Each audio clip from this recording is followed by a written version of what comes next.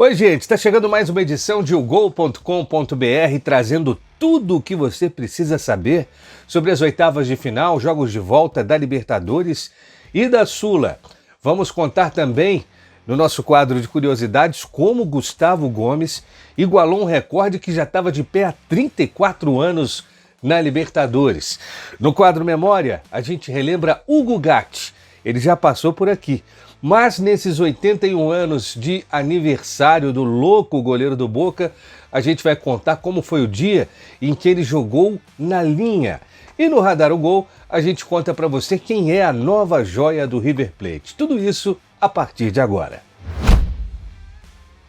Hora da gente falar o que vai rolar nos jogos de volta da Conmebol Libertadores pelas oitavas de final. Começando por Vélez e Fortaleza nesta terça-feira, 7 da noite no estádio José Amalfitani, a casa do Vélez. Depois desse 0-0 no jogo de ida, o Leão vai ter duas escritas para derrubar se ele quiser chegar pela primeira vez às quartas de final da Conmebol Libertadores. A primeira é o fato de que o Fortaleza jamais venceu um time argentino na história da Libertadores.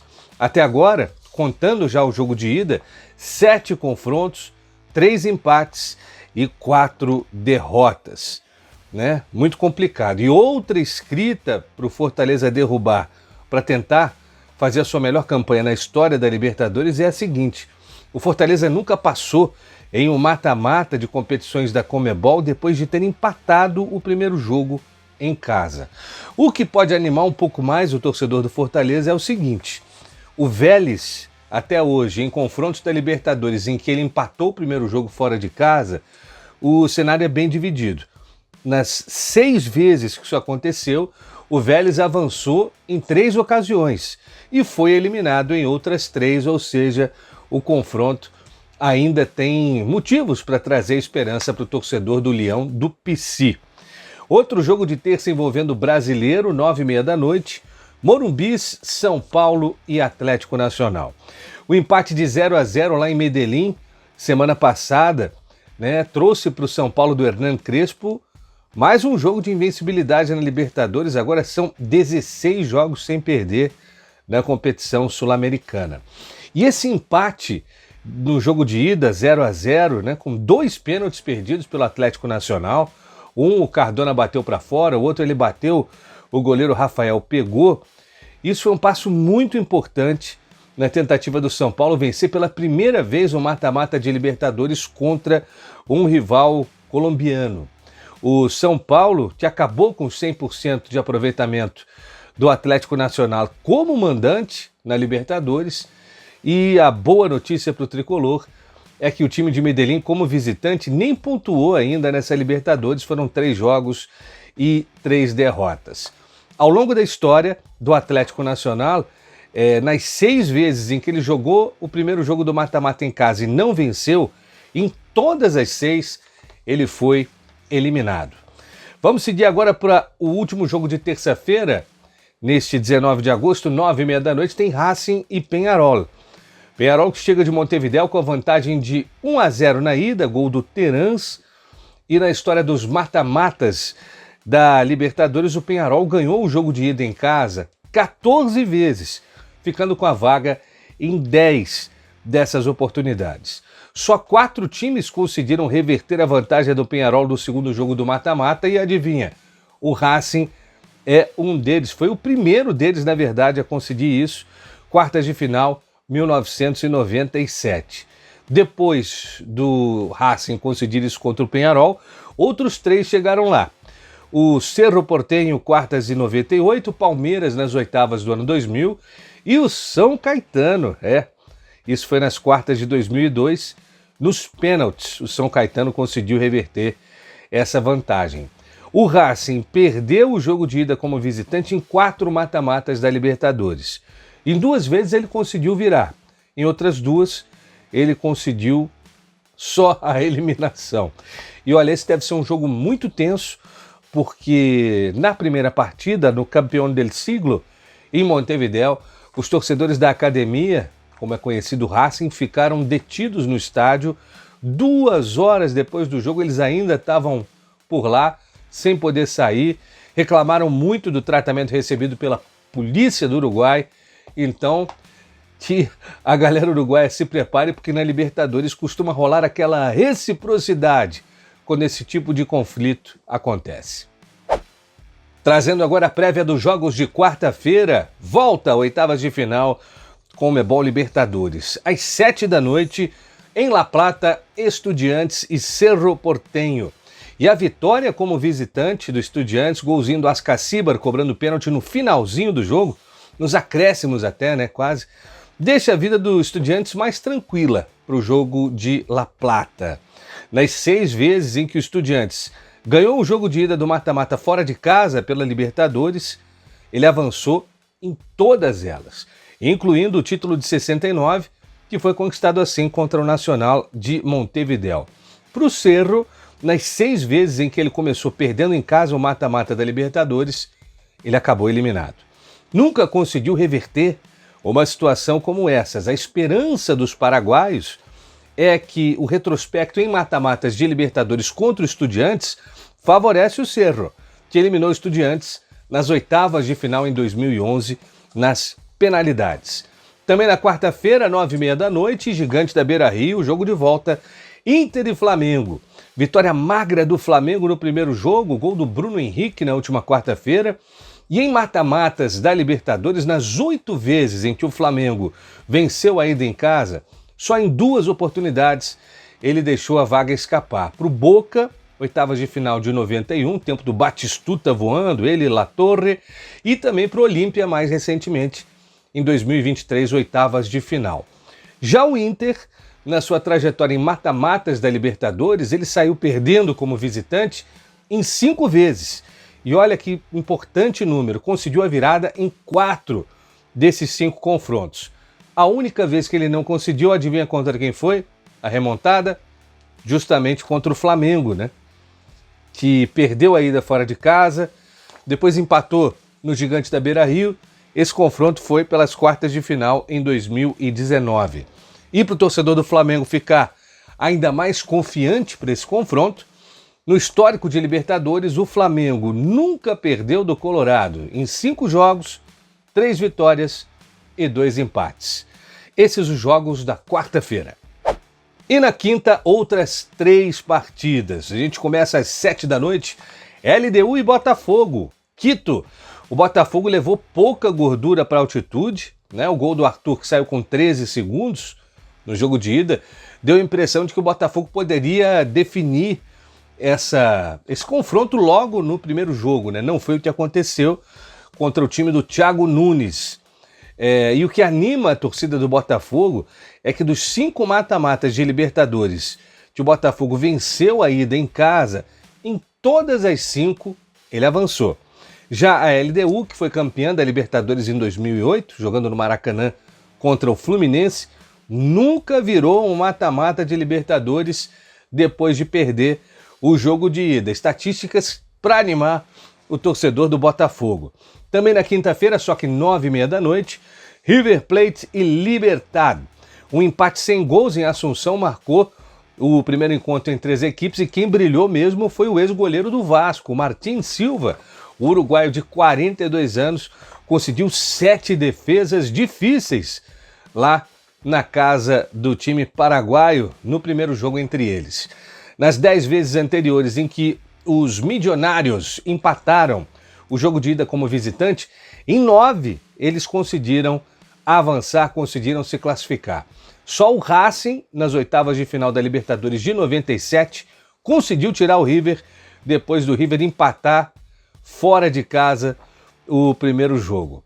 Para o Libertad, vale lembrar que o único mata-mata anterior entre eles pela Libertadores, River e Libertad, foi vencido pelos paraguaios nas quartas de final de 2006. 2-2 primeiro jogo na Argentina, 3-1 vitória do Libertad no segundo jogo em Assunção.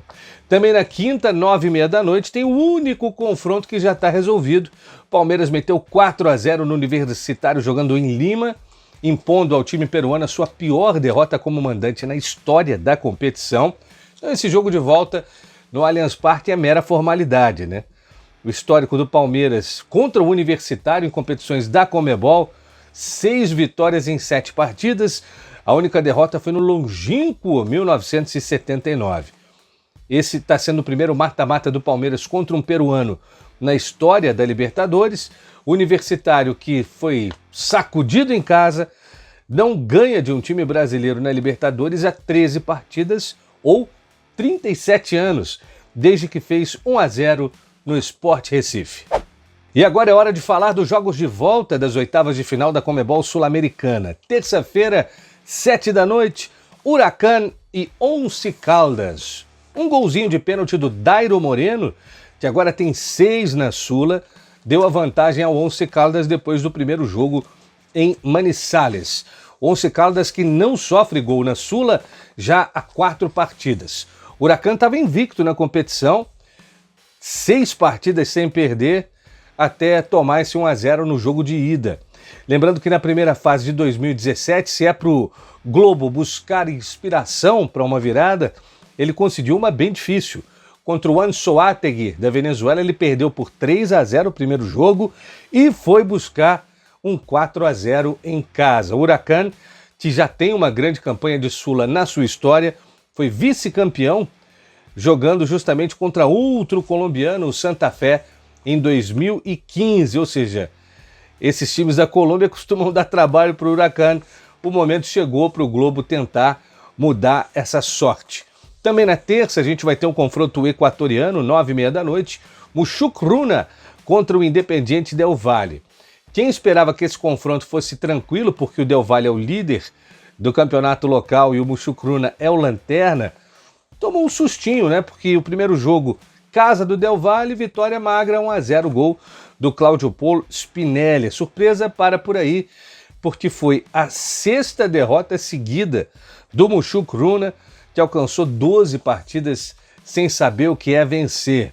O Del Valle, eu lembro, é bicampeão da Sula, campeão em 2019, campeão também em 2022, e nos últimos 11 jogos contra o Muchukruna, de 2021 para cá, ele ganhou 7 vitórias do Del Valle, 2 empates e 2 vitórias do Pontito, como é conhecido o time que tem origem indígena. Completando os jogos de terça pela Sula, jogos de volta, oitavas, Fluminense e América de Cali, 9h30 da noite no Maracanã. O Flu, no primeiro jogo em Cali, quebrou uma invencibilidade de 9 jogos do América na competição. O Flu que vai pegar o Bahia nas quartas de final da Copa do Brasil, restabeleceu, né, a ordem das relações do América de Cali com o futebol brasileiro. Isso porque antes do América vencer o Bahia na repescagem, ele não ganhava de um time brasileiro em competições da Conmebol já desde 2008. Para reforçar a confiança tricolor depois do ótimo resultado no primeiro jogo, o Flu nunca perdeu um mata-mata para colombianos em competições Conmebol. 3 classificações em 3 confrontos. Na Sul-Americana, nas 3 vezes em que o Fluminense ganhou o jogo de ida fora, ele sempre ficou com a vaga. Falando agora dos jogos de quarta-feira, Cienciano e Bolívar. A bola rola em Cusco, 7 da noite. O Bolívar vai levar para lá uma vantagem de 2-0 construída no primeiro jogo. Gols do Cauteruccio, interminável atacante uruguaio que veio do Sporting Cristal, e o outro gol do meio argentino Damián Battagini, que já foi cobiçado aqui por alguns times brasileiros. O Bolívar estreou na Sula já nos playoffs e nos 3 primeiros jogos não tomou nenhum gol até agora. Para aumentar esse otimismo boliviano, em todas as vezes que o Bolívar fez o primeiro jogo em casa e venceu por 2 ou mais gols, ele sempre ficou com a vaga. O Cienciano vinha invicto a 7 jogos na Sula, 2 vitórias, 5 empates. E nas participações anteriores, o campeão da Sul-Americana de 2003 nunca conseguiu reverter uma desvantagem de 2 gols em mata-matas da Sula. Também na quarta-feira, só que 9h30 da noite, a Universidade Católica do Equador pega o Aliança Lima, do Barcos, do Guerreiro, um time chato do Néstor Gorosito. O Aliança que derrubou uma invencibilidade de 7 partidas da Católica na Sul-Americana. Foram 2 gols do atacante argentino Alan Canteiro, que veio do banco, ficou só 28 minutinhos em campo e marcou os gols que definiram esse confronto. Os peruanos levando então uma boa vantagem para Quito. A Aliança que não chega às quartas da Sul-Americana desde 2002, ano da primeira edição da Copa Sul-Americana. Já a Católica de Quito nunca virou uma desvantagem de 2-0 em mata-matas da Sula. Para a gente concluir os jogos de quarta-feira pela Sula, oitavas, jogos de volta, tem um jogão entre dois campeões da competição, 9h30 da noite, em Avejaneda, Independiente e Universidad de Chile. Laú ganhou o primeiro jogo, jogando em Santiago, 1-0, gol do Lucas Assad. Esse nome não é estranho, né? Você já viu o Lucas Assad aqui rastreado pelo Radar o Gol no nosso programa O Gol nas Américas.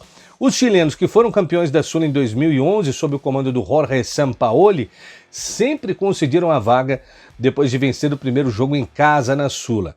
O Independiente, que já venceu a competição em 2010 e 2017, ele tem muita força para buscar viradas nessa competição.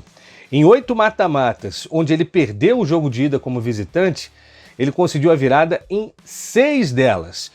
E foram arrancadas memoráveis, né? Especialmente nas campanhas de títulos. Em 2010, o Independiente virou 3 confrontos em que ele perdeu o primeiro jogo fora. E em 2017, no segundo título, foram outras 2 viradas para juntar essa coleção impressionante do Rei de Copas. Para a gente concluir, vamos falar dos jogos de quinta?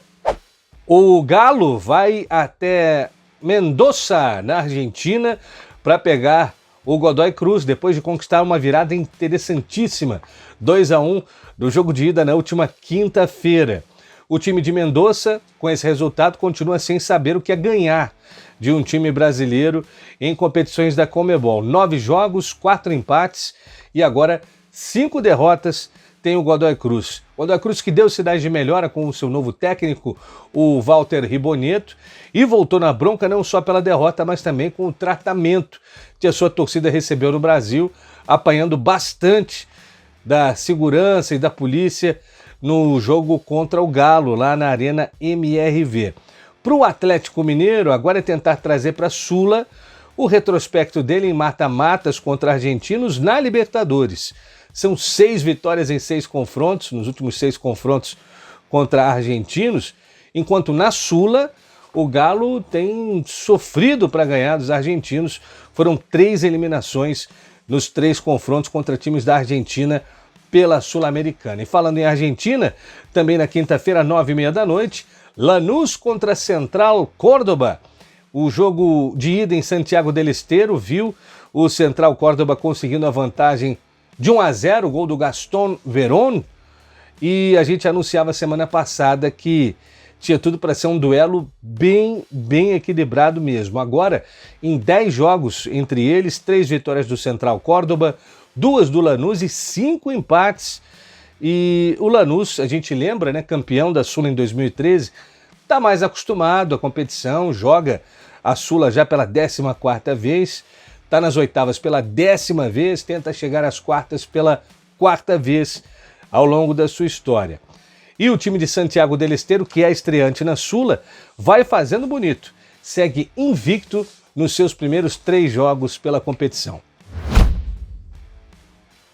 E o zagueiro paraguaio Gustavo Gomes, que é um colecionador de recordes com a camisa do Palmeiras, acaba de igualar uma marca que já estava de pé há 34 anos na Conmebol Libertadores.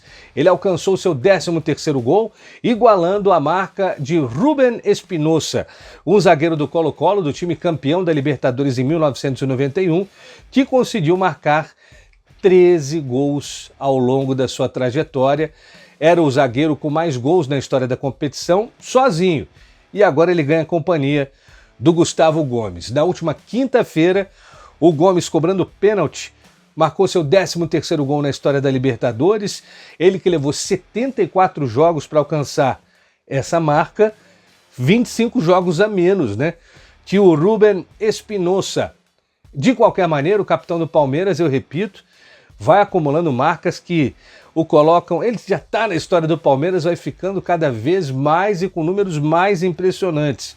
Ele é o capitão com mais títulos com a camisa do Palmeiras, já são 12. é também o zagueiro com mais jogos pelo clube, vai se aproximando aí numa marcha boa para alcançar 400 partidas com a camisa do Palmeiras e é também o jogador estrangeiro que mais levantou taças com a camisa do Verdão.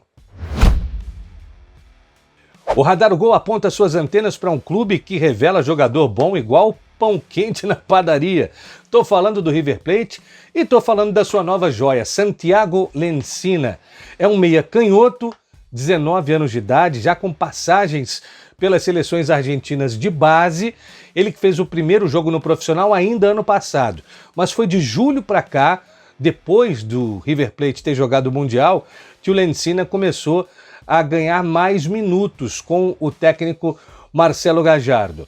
É um meia de bom drible, de muita velocidade e um cara que se infiltra muito na área para poder fazer as suas finalizações. Não à toa, nos últimos 5 jogos com o River, os primeiros 5 dele como profissional nessa temporada, ele anotou 2 gols, ambos na goleada de 4-0 sobre o Instituto de Córdoba.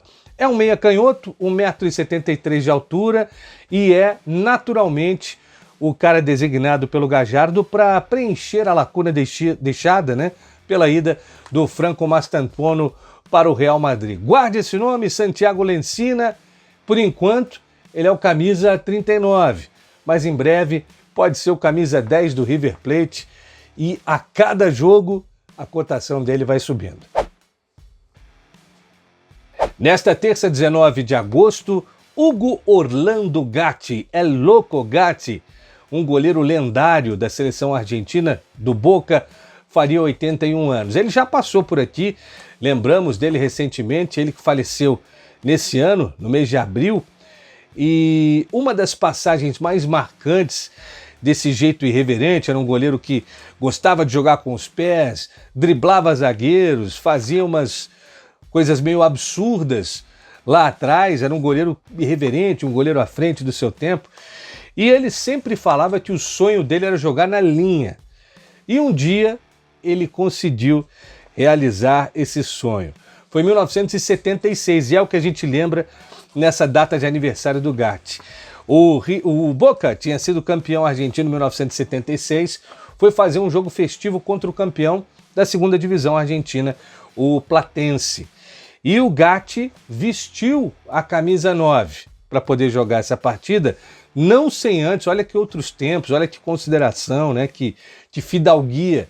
Ele foi até os jogadores do Platense, conversou com eles para explicar que não era subestimar, do tipo, o Platense é tão ruim que eu jogando no ataque a gente vai ganhar esse jogo. Não, era para realizar um sonho que ele tinha de jogar no ataque. Os caras do Platense entenderam, respeitaram, ele vestiu a 9 e foi para o jogo, que foi no dia 11 de agosto de 1976, um jogo festivo, um jogo amistoso.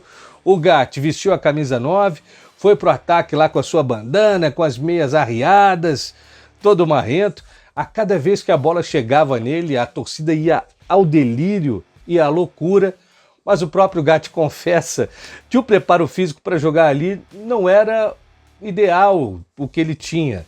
Ele disse que no segundo pique que deu, já morreu, já ficou assim totalmente sem gás e ficou mais na lenda do que propriamente nos livros de história, né? Ele não conseguiu produzir muita coisa lá na frente, mas realizou sim o seu sonho de estar um pouco no ataque, viu que não era dele e, claro, voltou para o gol, onde ele, tempos mais tarde, né? Esse jogo foi em 76, ele escreveria seu nome na história da Libertadores, ganhando de maneira consecutiva os títulos em 1977 e também em 1978. Hugo Orlando Gatti, Loco Gatti, de saudosa e querida memória de todo mundo que curte o futebol romântico e meio maluco do goleiro que começou no Atlanta, passou pelo River Plate, jogou no União Santa Fé, mas foi com a camisa do Boca que se imortalizou como um dos grandes goleiros da história do futebol mundial. Meus amigos, essa foi mais uma edição de O Gol nas Américas, espero que vocês tenham gostado. A gente procurou trazer aqui todos os detalhes do que vem por aí nos jogos desse meio de semana de oitavas de final, jogos de volta que vão definir os classificados para as quartas de final da Conmebol Libertadores e também da Conmebol Sul-Americana. Semana que vem tem muito mais, tá bom? Grande abraço, a gente se vê.